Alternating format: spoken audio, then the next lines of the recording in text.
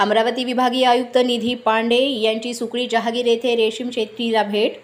सुकळी येथील युवा शेतकरी मनोहर वानखेडे आणि शेतीमित्र अशोक वानखेडे तथा सेवानिवृत्त नायब तहसीलदार एस वानखेडे सुकळी जहागीर यांच्या शेतावर 6 ऑगस्ट रोजी अमरावती विभागाच्या महसूल आयुक्त निधी पांडे, यवतमाळ जिल्ह्याचे जिल्हाधिकारी पंकज आशिया, रेशीम विभागाचे अधिकारी, उमरखेडचे उपविभागीय अधिकारी सखाराम मुळे, तहसीलदार राजेंद्र सुरडकर, गटविकास अधिकारी प्रवीणकुमार वानखेडे, कृषी विभागातील गटाधिकारी आणि इतर विभागाच्या अधिकाऱ्यांनी रेशीम आणि ऊस पीक पाहणी केली। यामध्ये तालुक्यातील सिल्क आणि मिल्क या संकल्पनेला समोर नेण्यासाठी खोलवर चर्चा करण्यात आली। यावेळेस रेशीम शेतीतून सिल्क आणि मिल्क संकल्पना इतर शेतकऱ्यांनी राबवली तर यापासून शेतकऱ्यांचा आर्थिक विकास होऊ शकतो। तसंच बांबू लागवड याविषयी शेतीमित्र कृषीभूषण अशोक वानखेडे यांच्या समवेत महसूल आयुक्तांच्या भेटी दरम्यान सखोल चर्चा करण्यात आली।